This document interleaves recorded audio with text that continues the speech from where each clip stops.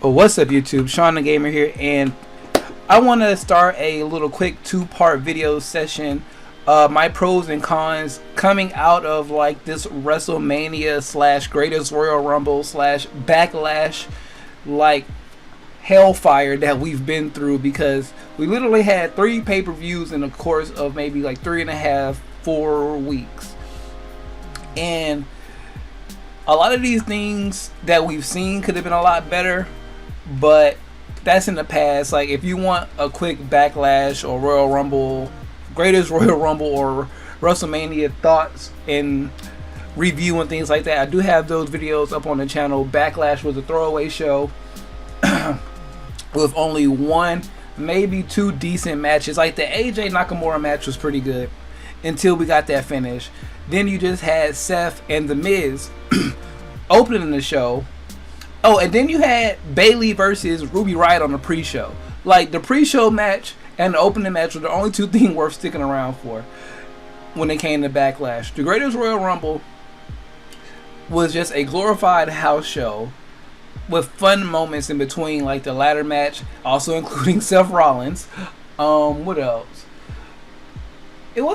There was no tag teams, I don't think. Oh, no. That's where Bray Wyatt and Matt Hardy won the tag team titles. There were no tag team title defenses at Backlash, which was weird. No women at the Royal Rumble. That's a whole nother conversation for a different day. And that's just a whole topic of culture and politics that I don't want to go into on the channel. So that's why I really haven't talked about that. But there were no women, no Sami Zayn. Braun Strowman won the Greatest Royal Rumble, got this lime green title belt that has not been seen since. What else was on that show? The fluke finish between Reigns and Lesnar again, where they had the botched cage spot. Was there a U.S. title match at the Greatest Royal Rumble? Who is Jeff Hardy is the United States champion now. And I guess he would have defended against Jinder Mahal. Yep, that's what happened. It was just a weird show, but it was just a glorified house show. It was still better than Backlash and kind of almost better than WrestleMania. But other than that, it wasn't that much to get out of that. WrestleMania was WrestleMania. It's just, you had a few matches on there as well. But coming out of Backlash, going into Money in the Bank in a few weeks, I want to wrap up the videos a little bit, at least give a couple of videos a week and not just during pay-per-views, especially since we're going into a downtime. So I just want to give my quick like pros and cons and things I'm looking forward to and things I'm not looking forward to going into Money in the Bank this year. And things that I feel like, just personally, that I am just enjoying in general on the main roster and on NXT as well. So, this being the shorter list, and I want to get this out as quick as possible, let's go through the pros, because the cons is pretty much everything else that's not listed in here. So, just some quick thoughts on a few little bullet points that I have typed up. First thing I want to go over, would it be easy? Let's go over NXT first. NXT coming out of WrestleMania, but NXT in general is always consistent in its programming. It's always good. It's always entertaining for the hour, and nothing that they do really makes you sit and scratch your head and make you like, why did they do that? You know what I'm saying? Where like you get all this stuff that we'll talk about in the cons video. That just sit and it bubbles up and it makes you just wonder why they're doing certain things. So a couple of things I can think of off top of the head when it comes to NXT and things that I'm completely enjoying with them is of course the Ciampa Gargano situation. That should lead into a major program later this year, hopefully around Brooklyn 4. That way we can have some type of payoff for that match, whether it's a number 1 contendership match, whether Ciampa wins the belt from Aleister Black. The only reason I wouldn't want Ciampa to take the title away from Aleister Black. It's because I don't want Aleister Black to be a short reign champion. We haven't had a good long reigning champion in a long time. I think the last person we had to do that was like Bobby Roode, if not Finn. Because like when I think about an NXT title run, I think about 200, 250 days. Somebody's going to be champion. But lately, they haven't been that long. They've been about maybe within 160 to 100-ish days as reigning. I don't know. Maybe it's their new thing because maybe they're just trying to see who's ready now. I would have enjoyed Almas as champion for a few more months. But I guess they wanted to move him up to SmackDown. He does. As I'm recording this, Almas and Vega do premiere tonight on SmackDown. It is January, February, March, April, May 15th. And they are debuting tonight on SmackDown, I believe. And hopefully it's a qualifying match for Money in the Bank, because I do want Almas in that match. What else? Some good things down in NXT. The tag team division is always fun. You got TM61, the Street Profits. You now have the new War Raiders, formerly known as War Machine, Heavy Machinery. There's a lot. It's you got the Ely brothers, even though they're not really featured that much. They're still like something that could happen. Just like not TM61, like Heavy Machinery, they were always down there, but they weren't really prominent until recently. You can do that with, it's a couple of tag teams down, like Sabatelli and Moss. It's a lot of good tag teams in development down there. So the tag team division is good. They just introduced the North American Championship down there. Adam Cole is the champion. He just had a title defense against Oney Lorcan. Well, Oney Lorcan just really tried to kill Adam Cole. And that whole situation is now leading into a 6-man tag, I believe, on this week's episode of NXT, where it's going to be the Undisputed Era versus Burch, Lorcan, and oh my god, Dunn. Pete Dunne, your United Kingdom champion. And all that ties in together because Pete's mad at the Undisputed Era, namely Roderick Strong, for turning his back on him in the tag team triple threat match at San Antonio. So all this is all leading up to each other, and now we're getting this 6-man tag, which could lead into a even better 6-man tag with British Strong Style versus the Undisputed Era. British Strong Style being Pete Dunne, Tyler Bate, and Trent Seven versus the Undisputed Era. And that is a like como se dice takeover main event right there. So with takeover in 5 weeks to go alongside Money in the Bank, I can see that happening, and that's really something I'm looking forward to. Speaking of, I think, and you have the women's division. The only thing I don't really like about the women's division, and it's such a small thing, is I don't like the way they're displaying Dakota Kai. Like, she just had this great match. Well, not a great match. She had a great performance in her match against Vanessa Bourne, where she did that flipping.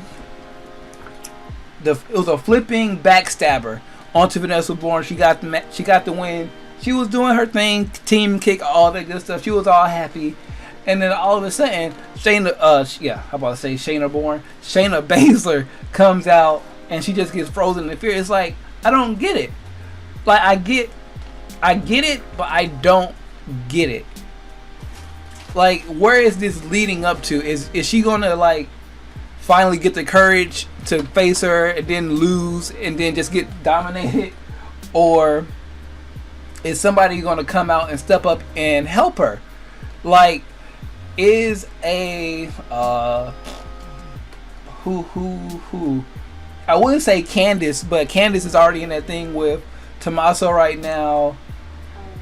Kyrie could do it, but Kyrie's been getting beat up too by Shayna. Like, where they going? Hey, that'd be funny. You get Kyrie and Dakota, they team up to Jumper or something. They get like a whole little posse together and they just jump Baszler. But then what does that do for Baszler at that point if she loses the title?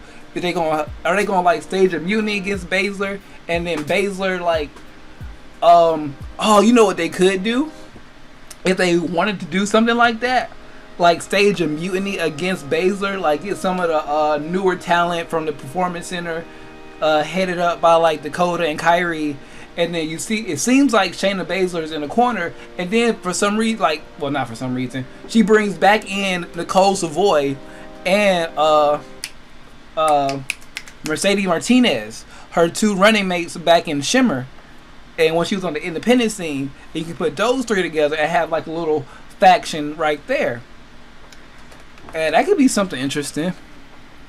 But I just don't see where this leads up, especially when you got somebody as talented as Dakota Kai, who's new there, like basically being a little chicken when it comes to the champion. Like, okay, either you lose or you win or you get your ass whooped. It's one or the other. It's wrestling. But I don't like this whole whimpering thing. Other than that, the women's division down in NXT is great. Like I just mentioned, names like Kairi, Dakota Kai, Bianca Belair, who is my personal favorite right now,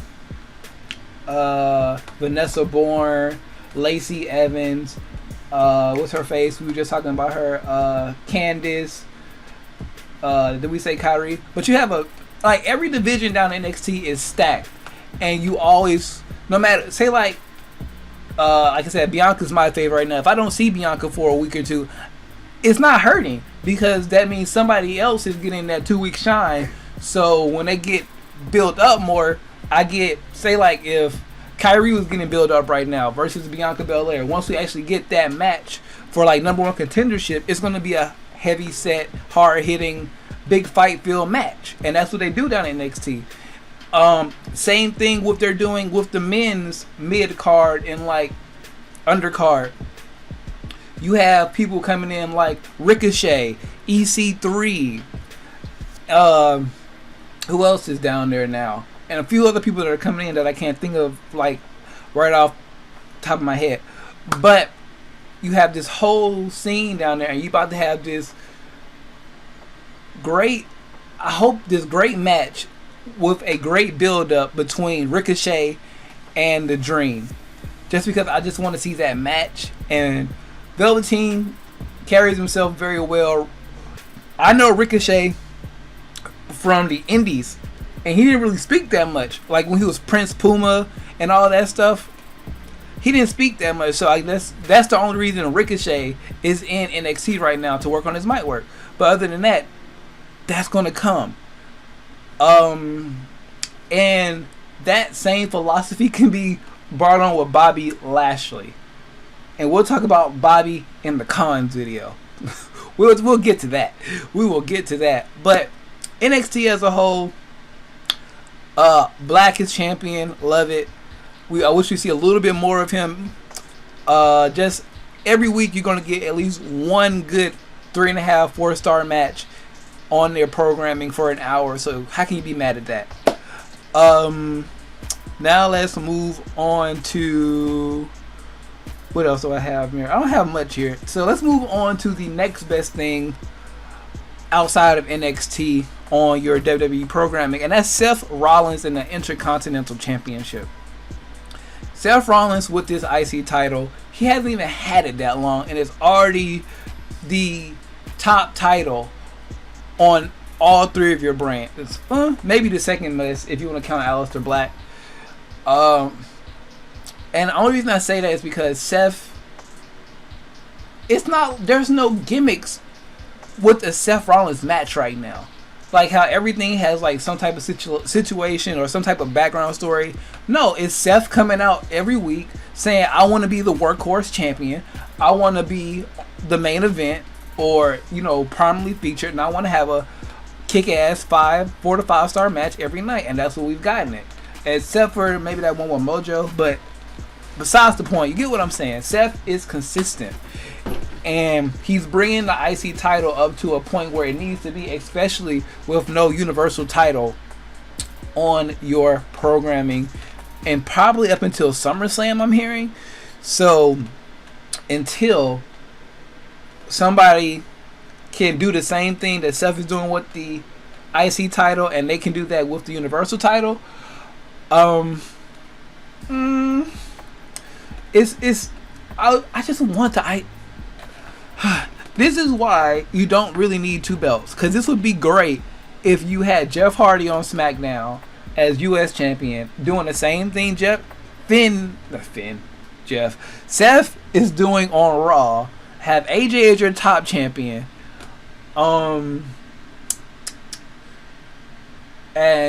who doesn't really matter. We'll talk about the tag teams and the women's division in the cons video. That's another con. But Seth Rollins with the IC title is great. I guess we can move on to SmackDown Live now, because it's not that much on Raw. That's pro. So on SmackDown Live, we just talked about Seth Rollins, and we have The Miz revitalizing his wrestling heel role, and not just his cowardly heel role. The Miz has been putting on great matches for the past couple of weeks. I've always been a Miz fan. I've been a Miz fan ever since he debuted as the host for SmackDown so many years ago. So Miz, always entertaining, always good. And that just leads into my next point. The main event scene on SmackDown Live has the potential to be spectacular, and it does. And it seems like they have the right things in mind, especially with Daniel Bryan, Samoa Joe. The only con when it comes to SmackDown's main event is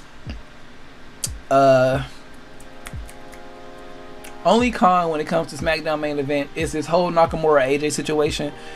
I wish they would just have 3 straight matches that ended.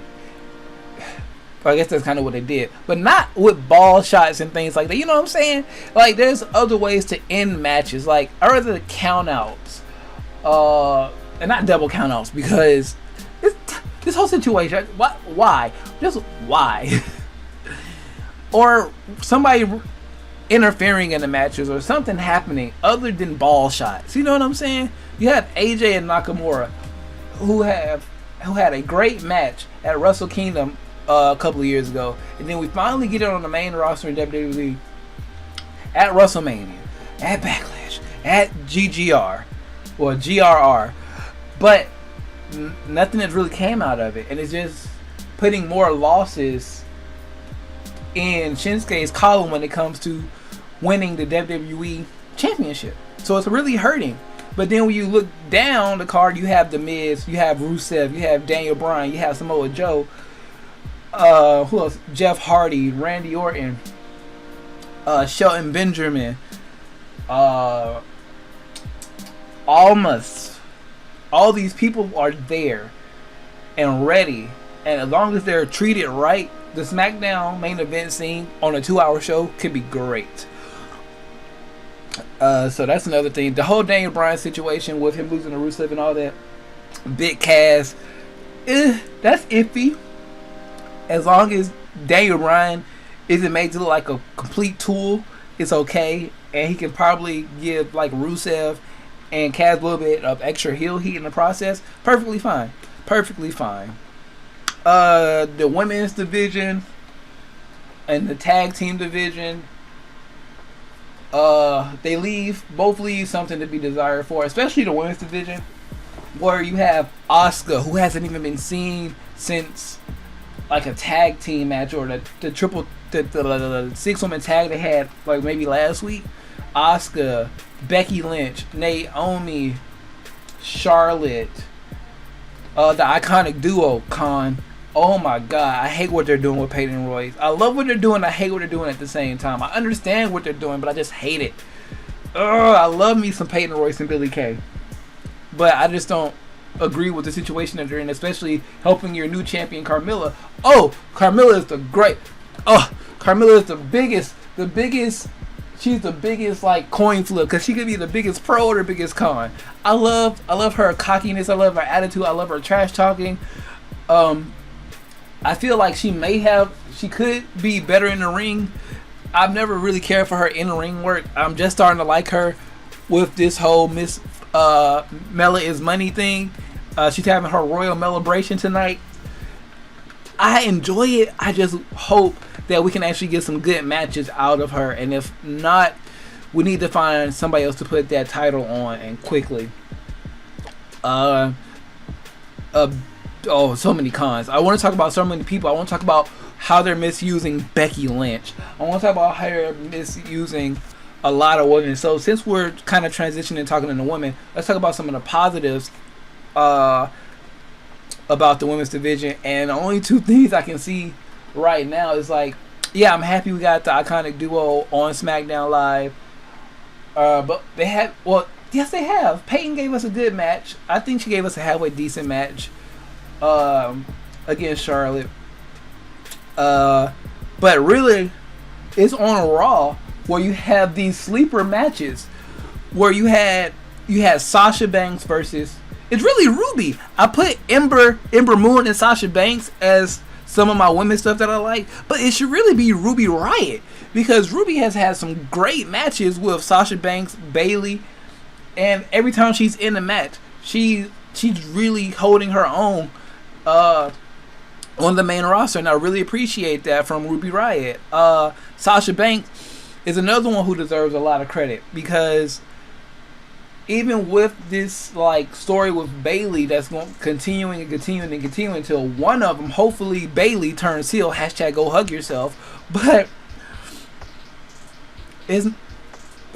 let's see, Raw's women's division: Ronda, Alexa, Mickey, Nia, Sasha, Bayley, Alicia Fox, all three members of the Riot Squad. So they have a pretty good roster. They've been doing a decent job of keeping it interesting. Even like that triple threat match they had last week for the spot in the women's Money in the Bank match. What was it? Sasha Banks, Ruby Riott, and Sasha Banks, Ruby Riott. Who was the third? Who was the third? I can't remember who the third was, but that triple threat match was really, really good. Who was the third? Sasha Banks, Ruby Riott. Who the hell else? It wasn't Natty. Whatever. It was Ember, because she won the match. It was Ember. So that was a really good triple threat match. And the women's, they could be better. They could be a lot better. But for at least what we're getting on some of Raw, like I said, with Sasha Banks and Ruby Riott, those two are really helping keeping the division wrestling wise in good shape, along with Ember Moon and you can say Bayley, but whatever. The last thing I want to kind of get into is just the presentation of Drew McIntyre. Not Dolph. Dolph is always just there, but Drew McIntyre. I know you've heard a lot of people say this, and so I'm not going to harp on this point, and I'm about to get out of here, about to wrap this up.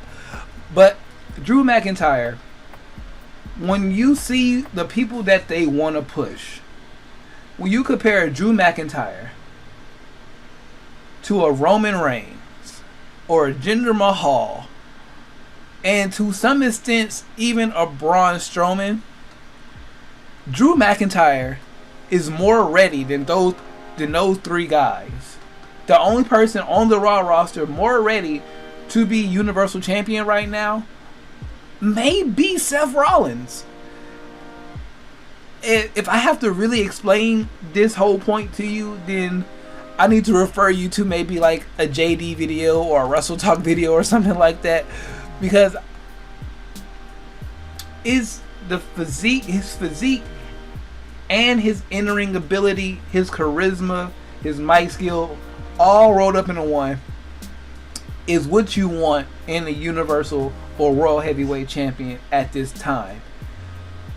Roman Reigns is universally pretty much shunned by the audience. This is the funny part. they're trying to use Jinder Mahal to get Roman a babyface push. But Jinder Mahal is the one getting cheered in this situation. And you have to fathom that point, because last year, for 6 months, we were dreading even hearing the name Jinder Mahal. But then when you put Jinder Mahal next to Roman Reigns, Jinder's the one getting cheered. You have to imagine this is not what WWE planned. You have to imagine, like, oh, well, they hate Jinder. Maybe they hate him worse than Roman Reigns. And I could have told you no.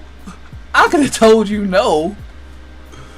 Because at least with Jinder, we can accept him being bad because he has been pushed down our throat for 4 years. It's only been 6 months, and then we know where he needs to improve. But Roman Reigns is like,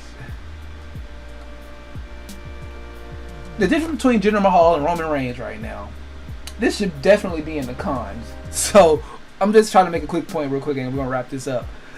The difference between Jinder Mahal and Roman Reigns is, this is the first time Jinder has been actively pushed as trying to be the top guy.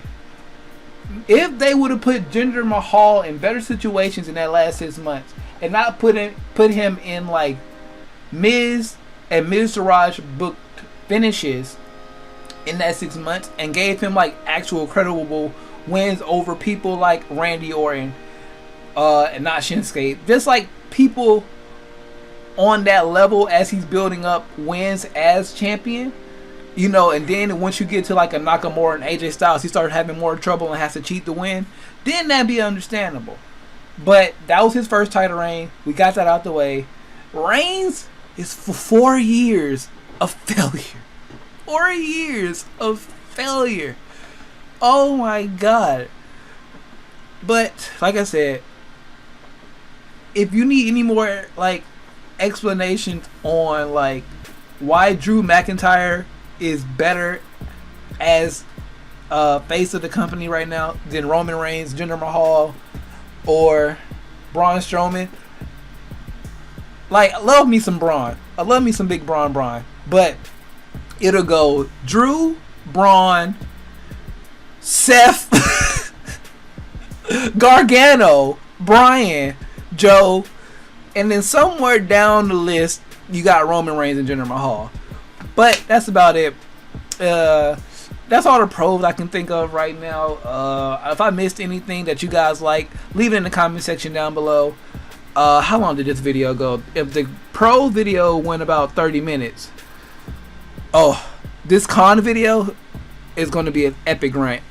It's going to be an epic rant. So be on the lookout for that over the next couple of days, because I need to like really pinpoint what I want to talk about, so I can try to make that video around 30 minutes too, and not make it like an hour and a half rant. But yeah, that's coming soon. Facebook, Instagram, Twitter, and Twitch, all linked in the description down below, like always. Like I said, comment down below some of your pros, and if you have some cons you want me to put on to the next video, leave those in the comment section down below, and I'll try to work those in just in case I would have missed them, and I'll try to give you a shout out or something if I do use your suggestion. Share the video out with your friends. Like this video, subscribe if you're new here, hit the notification bell. Gotta click it twice. You gotta hit it once to actually get notified. You have to click it again to get all notifications whenever a new video goes live on the channel. Like I said, all the goodies and stuff are in the description down below. I am Shawn DaGamer, and I am out of here.